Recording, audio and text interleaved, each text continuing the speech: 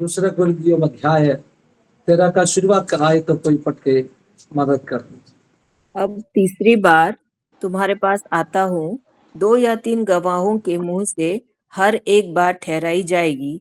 जैसे मैं जब दूसरी बार तुम्हारे साथ था, वैसे ही अब दूर रहते हुए उन लोगों से जिन्होंने पहले पाप किया और अन्य सब लोगों से अब पहले से कह देता हूँ कि यदि मैं फिर आऊंगा तो नहीं छोड़ूंगा। तुम तो इसका प्रमाण चाहते हो कि मसीह मुझ में बोलता है, जो तुम्हारे लिए निर्बल नहीं परंतु तुम में सामर्थी है। वह निर्बलता के कारण क्रूस पर चढ़ाया तो गया, फिर भी परमेश्वर की सामर्थ्य से जीवित है। हम भी तो उसमें निर्बल है, परंतु परमेश्वर की सामर्थ्य से जो तुम्हारे लिए है, उसके साथ जिएंगे। अपने आप को परखो कि विश्वास में हो कि नहीं। अपने आप को जांचो। क्या तुम अपने विषय में यह नहीं जानते कि यीशु मसीह तुम में है? नहीं तो तुम निकम्मे निकले हो। पर मेरी आशा है कि तुम जान लोगे कि हम निकम्मे नहीं, और हम अपने परमेश्वर से प्रार्थना करते हैं कि तुम कोई बुराई ना करो, इसलिए नहीं कि हम खरे देख पड़े, पर इसलिए कि तुम भलाई करो, चाहे हम निकम्मे ही ठहरे। क्योंकि हम सत्य के विरोध में कुछ नहीं कर सकते, पर सत्य के लिए ही कर सकते हैं। जब हम निर्बल हैं और तुम बलवंत हो, तो हम आनंदित होते हैं और यह प्रार्थना भी करते हैं कि तुम सिद्ध हो जाओ। इस कारण मैं तुम्हारे पीठ पीछे ये बातें लिखता हूँ कि उपस्थित होकर मुझे उस अधिकार के अनुसार, जिसे प्रभु ने बिगाड़ने के लिए नहीं पर बनाने के लिए मुझे दिया है, कड़ाई से कुछ करना ना पड़े।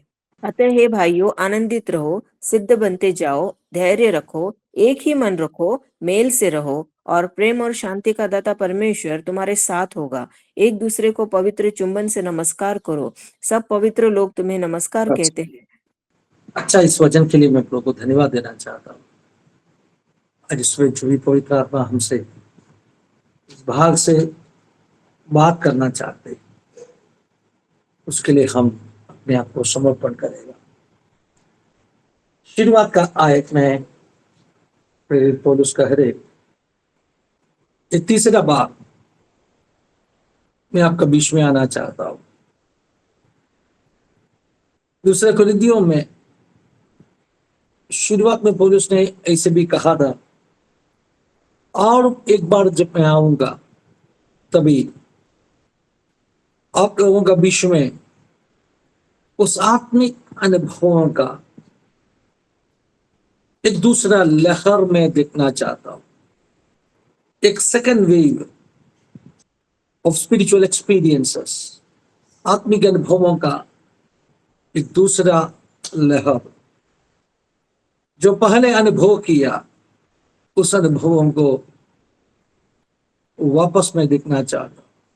खुद तो कलीसिया ऐसे कलीसिया है, पहले शतक में प्रेरित पौलुस से स्थापना किया कलीसिया, बहुत बड़ा कलीसिया। और कुरिन्थियों का पत्री में भी हम देख सकते हैं, कोई वरदान में कलीसिया में कमी नहीं रहा, लेकिन उसी के साथ में बहुत गलत कामों, बहुत पाप करने वाला, पाप का स्वभाव उनसे बड़ा हुआ एक कलीसिया था कुरिन्थ कलीसिया। वरदानों में कोई कमी नहीं है, लेकिन साथ में गलत उपदेशों में, पाप करने वाला लोगों, ऐसे विषयों में भी कोई कम नहीं है। वैसे कलीसिया था कुरिन्थ कलीसिया। मैं परमेश्वर के बच्चों को कहना चाहता हूं, वरदानों इस विषय का सबूत नहीं है आप मसीह में मजबूत हो गया। मैं काफी बार ये बात कलीसिया को सिखा के दिया है। अपना एक गलती, अब हम आत्मिक वरदानों को एक व्यक्ति का आत्मिक बढ़ोतरी का सबूत का रूप में, निशाना का रूप में हम सोचते हैं। हाँ, वो भविष्य रखता है, भविष्यवाणी करे, इसका मतलब वो आत्मिक रूप में बहुत मजबूत है। वो प्रार्थना करेगा तो लोग चंगाई होते, इसका मतलब वो बहुत सिद्ध बन गया व्यक्ति है। ना भाइयों बहनों, कुरिन्थ कलीसिया उसके लिए एक उदाहरण है। कोई भी वरदान में कमी नहीं रहा, लेकिन आत्मिक मैच्योरिटी में बहुत कम था। आज सुबह का बाइबल स्टडी में मैंने कहा, मत सोचो पहले शतक का कलीसिया एक परफेक्ट कलीसिया था। मेरा भी एक सोच ऐसे था, मेरा बचपन में, मेरा छोटा उम्र में मैं सोचता था फर्स्ट सेंचुरी चर्च में कोई कमी नहीं था। पर बाद में मुझे मालूम पड़ा, जब वचन पढ़ा, वचन सीखा, मुझे मालूम पड़ा आज का जमाना में अपना कलीसिया में हो रहे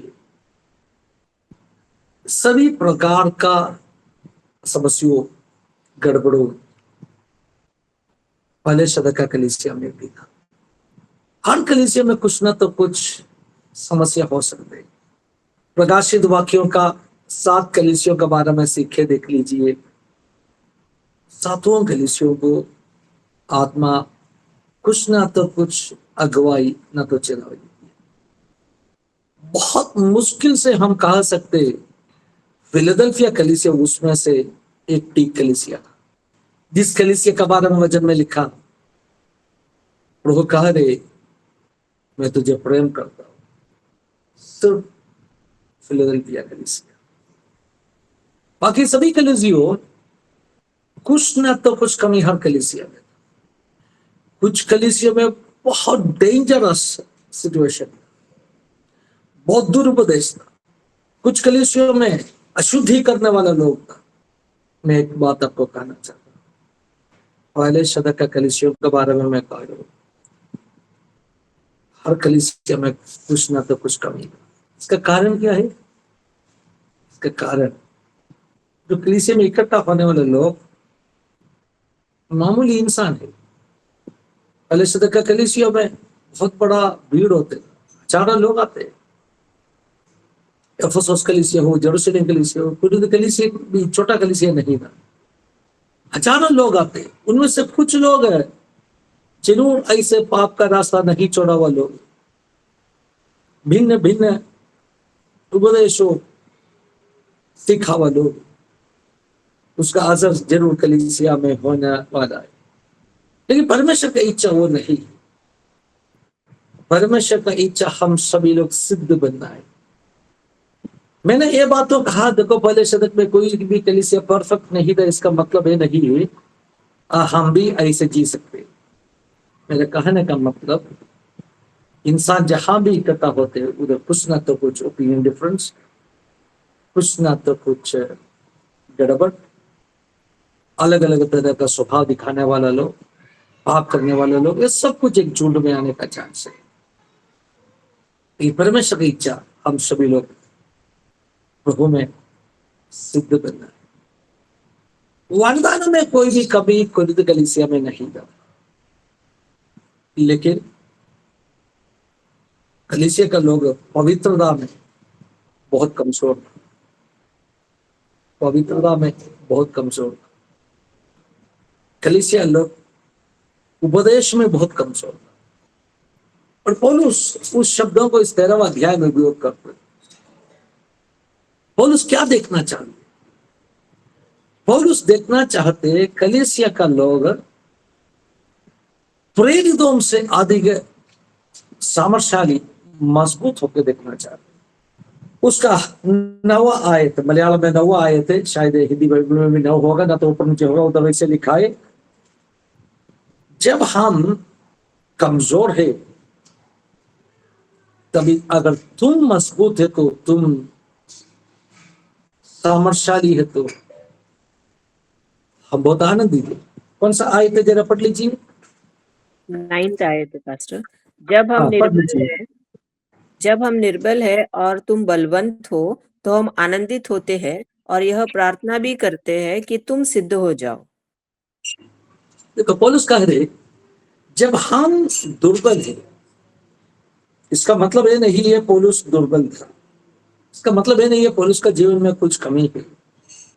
लेकिन ऊपर का आयत तुम पढ़ेगा तो एक बात हमें पता मिलेगा, कलीसिया कभी कभी पौलुस के ऊपर इसे दोष लगाते हैं। कौन सा कलीसिया? कुरिन्थ कलीसिया। जिस कलीसिया को पौलुस ने स्थापना किया उसी कलीसिया कभी कभी ऐसे दोष लगाते था पौलुस आप भी कभी दुर्बल है।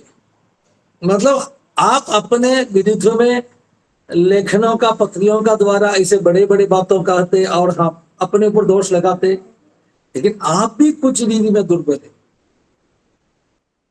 आप कुरिन्थियों का पत्री अच्छा से सीखेगा तो उधर एक भाग में पौलुस ने इसे लिखा। पौलुस एक बार कुरिन्थ कलीसिया को कहा था उस कलीसिया को विजिट करेगा, लेकिन पौलुस कर नहीं पाया। अभी कुरिन्थ का लोग बोला देखो ये व्यक्ति को हम विश्वास नहीं कर पाएगा, उन्होंने उसका बात को कोई वैल्यू नहीं दिया, उन्होंने एक प्रोमिस किया, उसके बाद में वो प्रोमिस को तोड़ा। कुरिन्थियों का पत्री में हम देख सकते हैं इन्होंने कहा था अपने विश्व में आएगा, लेकिन अभी देखो उन्होंने बात बदल कर दूसरा कोई जगह देश में चला गया। ये पौलुस के विरुद्ध में एक पॉइंट का रूप में ये लोग पहले कहा चुका था। कुरिन्थियों का पत्री में ही हम इस बात को देख सकते हैं। मेरे ख्याल से 12वां अध्याय में होगा। एनीवे, तो एक पॉइंट पौलुस के विरुद्ध में वो लोग दिखाए, क्या दिखाया? पौलुस उसका जो वर्ड दिया उस वर्ड को उन्होंने पूरा किया नहीं, उसका बात को उन्होंने पूरा कायम रखा नहीं, जो प्रॉमिस दिया उस प्रॉमिस को फुलफिल किया नहीं। So he is not a trustworthy person. That was one accusation. ये पौलुस का विरुद्ध में दोष लगाए बात है, लेकिन पौलुस उसके बारे में एक्सप्लेन किया क्यों ऐसे हो गया। कलीसिया के लोग पौलुस के विरुद्ध में ऐसे बातों बताया। पौलुस कह रहे हम कमजोर होगा, लेकिन अपना यीशु मसीह कमजोर नहीं है। तीसरा आयत पढ़ लीजिए। तुम तो इसका प्रमाण चाहते हो कि मसीह मुझ में बोलता है, जो तुम्हारे देखो लिए निर्बल अभी नहीं। देखो कुरिन्थियों का दूसरा पत्री है। पहले पत्री में काफी बातों पौलुस ने कुरिन्थ कलीसिया को सुधारने के लिए उसका कमियों को बता के दिया। तभी कलीसिया का अंतर्गत कुछ लोग ऐसे पूछना शुरू किया, हमें कैसे पता मिलेगा परमेश्वर ना तो यीशु का आत्मा पौलुस का जरिया बात करते, हमें उसका प्रमाण चाहिए, हमें सबूत चाहिए। पौलुस जो बोल रहे हैं ना वो प्रभु का ओर से हमें पक्का करना पड़ेगा। मतलब पौलुस का बातों को भी विश्वास नहीं करते वैसे कुछ लोग को रीति में। पढ़ लीजिए तीसरा आयत पढ़ लीजिए। तुम तो इसका प्रमाण चाहते हो कि मसीह मुझ में बोलता है, जो तुम्हारे लिए निर्बल नहीं परंतु तुम में सामर्थी है। वह निर्बलता के कारण क्रूस पर चढ़ाया तो गया, फिर भी परमेश्वर की सामर्थ्य से जीवित है। हम भी पौलुस तो कह रहे क्या कह रहे, देख लीजिए। तुम मेरा जीवन में कमी को ढूंढ रहा है, तुम ऐसे कोशिश कर रहे पौलुस उसका वर्ड को पूरा किया नहीं। क्या सबूत है? पौलुस के अंदर प्रभु का बुलावट है। पौलुस का बुलावट को क्वेश्चन कर रहे, पौलुस का जरिए पवित्र आत्मा बात कर रहे, इन बातों को भी वो लोग क्वेश्चन कर रहे। लेकिन पौलुस कह रहे ठीक है हम कमजोर है, हम मानता हूं। तो पौलुस एक समर्पण को दिखाते, पौलुस नम्र होकर कह रहे ठीक है आप लोग जो बोला मैंने एक्सेप्ट किया, और एक बात भूलना नहीं, प्रभु यीशु मसीह कभी भी कमजोर नहीं। कलीसिया का शिरोमणि पौलुस नहीं, कलीसिया का शिरोमणि कोई लीडर नहीं, कलीसिया का शिरोमणि कोई पास्टर नहीं, कलीसिया का शिरोमणि मृत्यु से जी उठकर जिया, आज भी जिंदा यीशु है। आप जिस कलीसिया से, परबनी से होगा, मीरा रोड से होगा, नलसुपारा से होगा, मैं अपना कलीसिया का ब्रांच ट्रस्ट का बारे में, विरार से, अभी विरार में भी भविष्य में अपना कलीसिया बन जाए, अलग अलग देश में प्रभु हमें रास्ता खोल के दे दे। हर जगह में जब पास्टर्स बनेगा ना, फिनी पास्टर हो, शामिल पास्टर हो, सुब्रागराई हो, जॉस पास्टर हो, या काफी पास्टर्स है, आपको एक बात हमेशा याद में रखना, उस कलीसिया का शिरोमणि मैं नहीं, उस पास्टर नहीं, उस कलीसिया का शिरोमणि मसीह यीशु है। आप ढूंढेगा तो मेरा जीवन में कमी मिलेगा। मैं जानता नहीं मैं ऐसे क्यों वचन दे दे, लेकिन प्रभु का आत्मा मुझे अगुवाई दिया आज कुरिन्थियों का पत्र 13वां अध्याय से बात करने की। शायद आज इस वचन सुनने वाला अपना कलीसिया का नहीं, बाहर का किसी व्यक्ति के लिए हो। प्रभु कह रहे आप कमी ढूंढने के लिए कोशिश करेगा तो हर इंसान में आपको कमी मिलेगा, लेकिन हालेलुया कलीसिया का शिरोमणि यीशु मसीह है। इसलिए आपको आपका दृष्टि रखना है प्रभु यीशु मसीह के ऊपर। आयत 4 में लिखा, यीशु ने, जरा पढ़ लीजिए आयत 4 में। वह निर्बलता के कारण क्रूस पर हाँ। चढ़ाया तो गया, फिर भी परमेश्वर की सामर्थ्य से जीवित है। हम भी तो उसमें निर्बल है, परंतु परमेश्वर की सामर्थ्य से जो तुम्हारे लिए है उसके साथ जिएंगे। देखो, यीशु मसीह उसका कमजोरी में, निर्बलता में क्रूसित हो गए। इसका मतलब क्या है? कि यीशु कमजोर था? नहीं, यही सेंस में पौलुस बात कर रहे हैं। नम्रता, यीशु का निर्बलता वो दुर्बल है इसलिए नहीं, वो अपने आप को नम्र किया इसलिए। यीशु शक्तिमान है, यीशु सामर्थ्यशाली, लेकिन उन्होंने सारा महिमा छोड़ के अपने आप को छोटा बनाया, इसलिए इस वचन में लिखा है उसका दुर्बलता में, उसका निर्बलता में वो क्रूसित हो गया। पौलुस भी उसी एटीट्यूड से कह रहे हम निर्बल है। इसका मतलब ये नहीं है पौलुस निर्बल है। लोग कह रहे तेरे में कमी है, पौलुस बोला ठीक है मैं मानता हूं मुझ में कमी है। वो कैसे मान लो? पौलुस चाहिए तो आर्ग्यू कर सकते, लेकिन नहीं कर रहे, क्योंकि पौलुस यीशु मसीह कैसे उनका नम्रता का जरिया निर्बल बन गया, वैसे निर्बल बन लो। जितने लोग सेवकाई में, उन सबको मैं कहना चाहता हूं, जितने लोग सेवकाई में, अपना कलीसिया के अंदर का पास्टर्स होगा, लीडर्स होगा, प्रेयरफुल लीडर्स होगा, अपना ब्रांच का चर्च का पास्टर्स होगा, आप सबको कहना चाहता हूं, देखो आपका मेरा जीवन में कुछ कमी होगा, जब लोग उस कमी को पॉइंट करेगा, आर्ग्यूमेंट में मत जाओ, आप स्वयं प्रूव करने के लिए मत जाओ मैं मजबूत है। आप प्रभु का उपस्थिति में नम्र होकर कहना है, क्या कहना है? मैं भी दुर्बल हूं, मैं भी दुर्बल हूं। आपको एक कोशिश करना है, आपके अधीन में प्रभु ने दिया विश्वासियों को आपके ओर नहीं, यीशु की ओर दृष्टि लगाने के लिए, यीशु की ओर भरोसा रखने के लिए, उनके ओर इशारा करके उनको देखो, मैं निर्बल हूं, लेकिन वो निर्बल नहीं है। वो उनका निर्बलता में क्रूसित हो गया, मतलब स्वयं नम्र होकर धरती में उतर आया, स्वयं उस निर्बलता को स्वीकार करने के बावजूद भी उसका पुनरुत्थान का जरिया प्रूव किया, क्या प्रूव किया? वो मजबूत है, उसके ओर इशारा करना है आपको। वैसे अगर आप करेगा तो आपका कलीसिया का एक व्यक्ति भी नष्ट होने वाला नहीं। कलीसिया का एक व्यक्ति भी बोलेगा नहीं पास्टर ठीक नहीं है इसलिए मैं कलीसिया छोड़ के जा रहा हूँ। काफी कलीसियों में क्या होते मालूम है, लोग कह रहे ये व्यक्ति ठीक नहीं, वो व्यक्ति ठीक नहीं, इसलिए मैं वो कलीसिया छोड़ रहा हूँ। भाई अब इस कलीसिया छोड़ के उस कलीसिया में जाएगा तो वो भी परफेक्ट चर्च नहीं है, ये बात समझ लीजिए। आज बाइबल क्लास में जो बताया उस बात को वापस दोहरा के कहना चाहता हूँ। पहले शतक का भी एक भी कलीसिया परफेक्ट नहीं था। आपको दुनिया में कोई भी परफेक्ट कलीसिया मिलेगा नहीं, आप ढूंढ ढूंढ के परेशान बन जाएगा।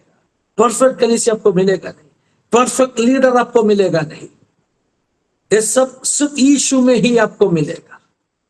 और कलीसिया का लीडरशिप को मैं कहना चाहता, आप लोगों को आपके ऊपर भरोसा रखना जैसे, आपके ऊपर ट्रस्ट करना जैसे लोगों को मत बनाओ। वो एक तरह का पर्सनालिटी कल्ट बन जाएगा। आपको इस रीति में लोगों को बनाना है, सिर्फ यीशु की ओर देखे, सिर्फ यीशु की ओर भरोसा रखे, उनके ओर दृष्टि लगा के जीने वाला लोग बनाओ। वो कभी भी गिरेगा नहीं, आप गिरा तो भी वो गिरेगा नहीं।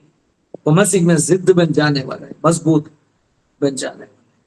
और परमेश्वर के दासों दासियों में आपको भी कहना चाहता हूं, और एक बार जब आपकी ओर दोष लगाएगा, आप नम्रता के साथ में कहो मैं कमजोर हूं, लेकिन कैसे यीशु मसीह उसका पुनरुत्थान का जरिया स्थापना किया, वो दुर्बल नहीं, वो निर्बल नहीं, वैसे आपके जीवन में भी सबके सामने प्रभु उनका महिमा प्रकट करने वाले एक दिन है।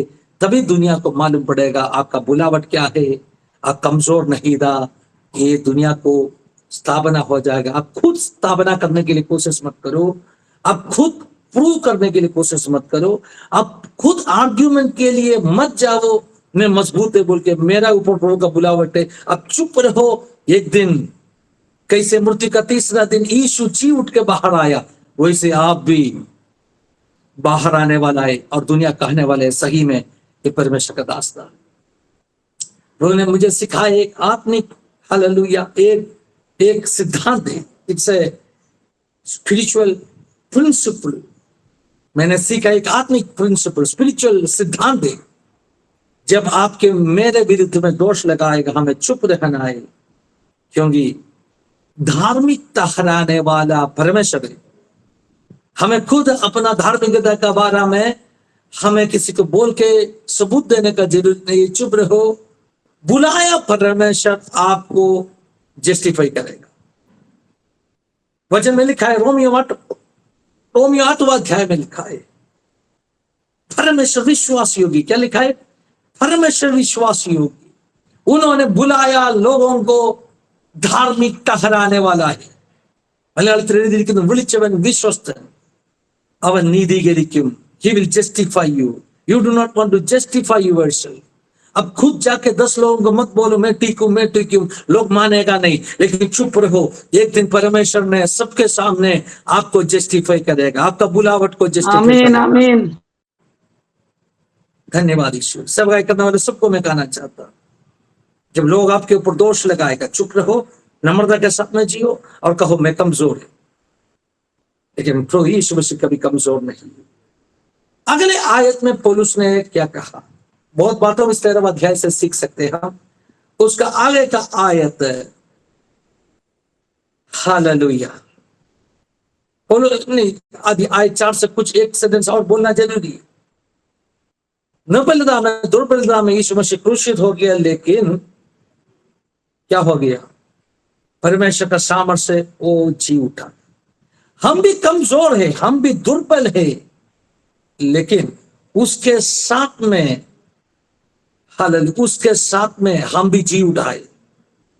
अब बोला पौलुस तुम कमजोर है, अब बोला पौलुस तुझ में कुछ कमी है, लेकिन पौलुस कह रहे मृत्यु से जी उड़ा यीशु के साथ में हम भी जी उठकर उनका सामर्थ्य में हम जी रहे।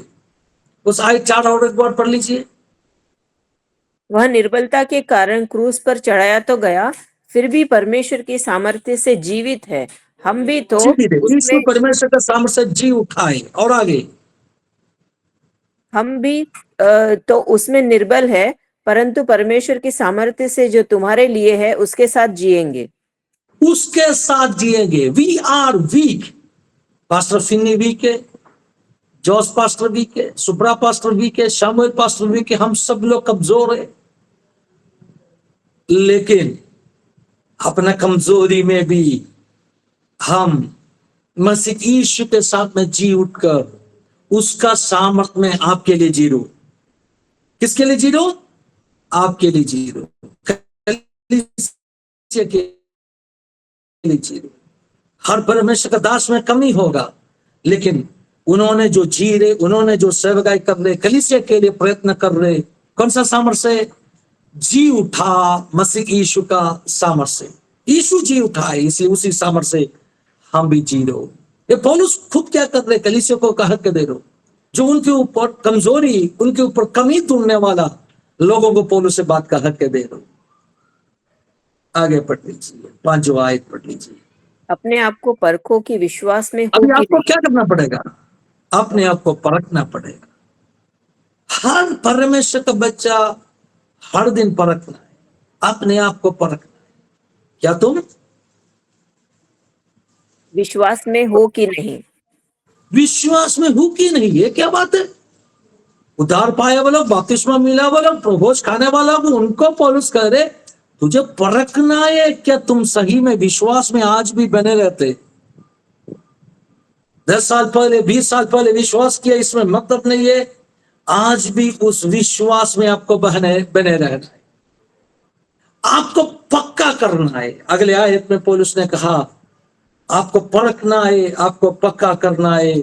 मसीह यीशु विश्वास का जरिया आपके अंदर वास कर रहे।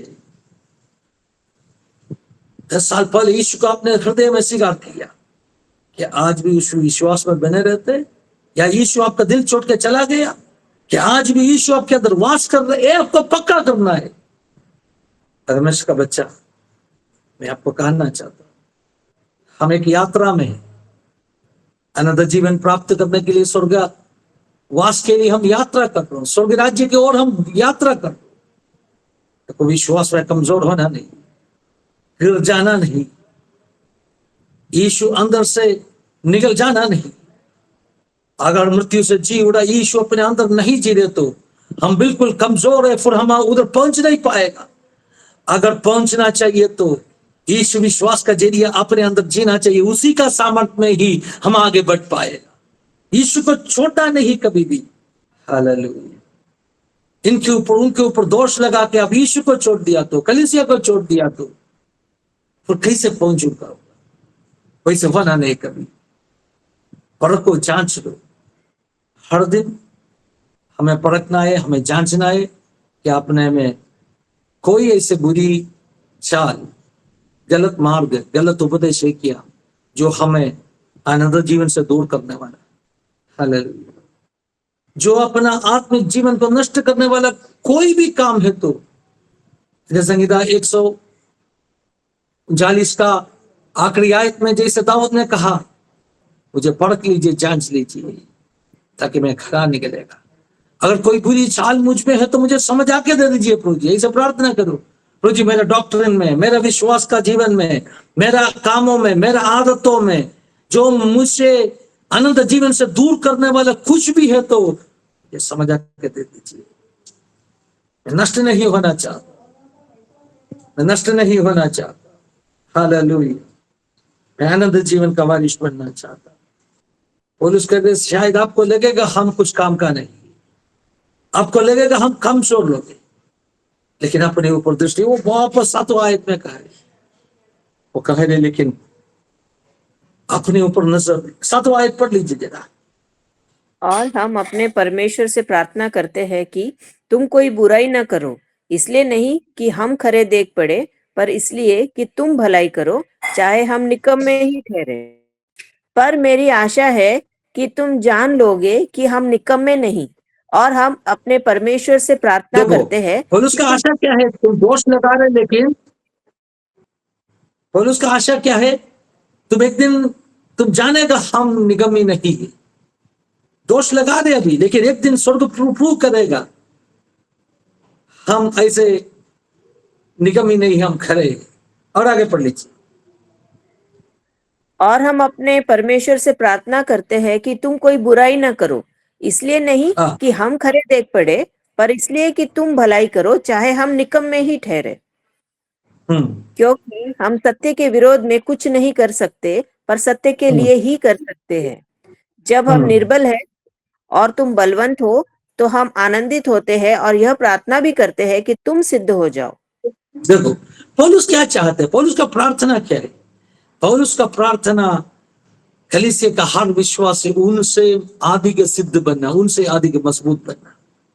एक परमेश्वर का दास का आशा हमेशा यही होना चाहिए, जिसको प्रभु ने उसका हाथ में दिया उनको परफेक्ट बनाना है, उनको आदि के मजबूत बनाना है।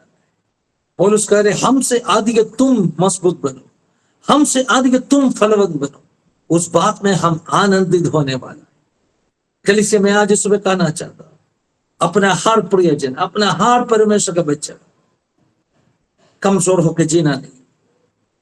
अपना हर परमेश्वर का बच्चा पास्टर से आदि, अपोस्टल से आदि सिद्ध बनना है, मजबूत बनना है, मसीह में फलवंत बनना है। अब में से कोई भी व्यक्ति कुछ बहाना बताकर, वो बताकर, ये बताकर कमजोर रास्ता में मत चलो। हमें से हर व्यक्ति थोड़ा खरे उपदेश प्राप्त करके खरे रास्ता में, थोड़ा कठिन होगा डॉक्ट्रिन, लेकिन उसमें हालेलुया बढ़ना शुरू करो। पौलुस प्रार्थना कर रहे, वैसे आज सुबह मैं भी प्रार्थना करूं। हालेलुया, धन्यवाद ईश्वर। पौलुस कह रहे नष्ट करने के लिए नहीं, ये बनाने के लिए मेरा अधिकार को मैं उपयोग करना चाहता हूं। हर परमेश्वर का दास को प्रभु ने ये दोनों दिया है, तोड़ने का अधिकार, बिगाड़ने का अधिकार और बनाने का अधिकार। पौलुस कह रहे बिगाड़ने का अधिकार नहीं, बनाने का अधिकार में उपयोग करना चाहता। परमेश्वर के बच्चों, हमें प्रभु ने बुलाया बनाने के लिए। हम बिगाड़ना नहीं चाहते, हम कोई भी व्यक्ति नष्ट होकर नहीं देखना चाहते, हम कोई भी व्यक्ति दुर्बल होकर नहीं देखना चाहते। हम हर व्यक्ति हमसे अधिक मजबूत, हमसे अधिक सिद्ध, हमसे अधिक विश्वास में स्थिर होकर देखना चाहते। कलीसिया आज सुबह में भी प्रार्थना करो, अपना हर परमेश्वर का बच्चों, अपना नवजवान, अपने बहनों, अपना पिता लोग, अपना माता लोग, सब लोग मसीह में मजबूत होने दीजिए। एक नामधारी बन के जीने में मतलब नहीं, कमजोर विश्वासी बन के जीने में मतलब नहीं। कोरिन्थ कलीसिया में कैसे था वैसे, वरदानों में कमी नहीं है, लेकिन आत्मिक जीवन में बहुत बच्चा बन के जीने में मतलब नहीं। कोरिन्थ कलीसिया का लोग कैसे था, वरदान में कमी नहीं। इसलिए मैं शुरुआत में ही कहा, वरदानों सबूत नहीं है व्यक्ति आत्मिक जीवन में बड़ा बन गया। हालेलुया। वरदानों होगा, दर्शनों होगा, भविष्यवाणी होगा, लेकिन कुछ लोग मैं जानते आत्मिक जीवन में बहुत बच्चा जैसे दुर्बल है। नहीं, उस दुर्बलता में मत जियो। बच्चा जैसे, हालेलुया, हम कमजोर बनना नहीं है। हालेलुया। मैं अच्छा से वजन देते होगा, मैं अच्छा से भविष्यवाणी देते होगा, लेकिन मेरा जीवन में अगर स्वभाव बच्चा का स्वभाव है, तो इसका मतलब मैं आत्मिक जीवन में दुर्बल है, अभी तक सिद्ध बना नहीं। क्या अपने आप को परख सकते, जान सकते? पौलुस कह रहे अपने आप को परखो, अपने आप को जांचो। आज सुबह का समय, सुबह से प्रार्थना का जरिए प्रकार में हम सबसे कह रहा हूं, अपने आप को परखो, अपने आप को जांच लो। Examine yourself that you are in faith. अब विश्वास में है करके एक्सामिन करो, मतलब you are in faith, you are in विश्वास। अब विश्वास में इसका मतलब क्या है? आप खरे उपदेश में खड़ा है, आप मजबूत है, आप परमेश्वर का इच्छा के अनुसार चल रहे, आपका रास्ता, हालेलुया, खरे रास्ता में आप चल रहे, ये पक्का करो। जो आप सिखा रहे, जो आप विश्वास कर रहे, जो आप कर रहे हो, सब कुछ पौलुस ने कहा सत्य के अनुसार होना चाहिए। सत्य के विरुद्ध में हम कुछ भी नहीं कर सकते। सत्य परमेश्वर का वचन है, सत्य यीशु मसीह और उसका वचन का विरुद्ध में हम एक कदम भी रख नहीं सकते। सत्य का, पौलुस कहा सत्य के विरुद्ध में हम कुछ भी नहीं कर सकते। हाँ भाई बहन, आप अपने आप को परखो, जांचो क्या विश्वास में है। Examine that you are in faith. If you are doing something against truth, अगर सत्य का विरुद्ध में कुछ भी आप कर रहे, वचन का विरुद्ध में कुछ भी हम कर रहे, यीशु मसीह का जो रास्ता है उसका विरोध में आप चल रहे, उस खरे उपदेश छोड़ के आप जी रहे, मतलब आप विश्वास में नहीं है, अब गिर गया है, अब खरे निकलेगा नहीं। इसलिए वापस क्या करना है? अपने आप को पढ़ के जांच के उस रास्ता में लौटाना है। यही है पौलुस का चेतावनी, यही है पौलुस का प्रार्थना। आज सुबह मैं कह रहा हूं, आज शुक्रवार के सुबह से प्रार्थना में अपने आप को परख को जांच लो। अगर अपना रास्ता में कुछ कमी निकला तो जल्दी उसको ठीक करो, खरे रास्ता में चलना शुरू करो। हालेलुया। मैं सिद्ध बनना है, हमें आनंद जीवन प्राप्त करना है, हमें से कोई भी नष्ट होना नहीं है। रो में सहायता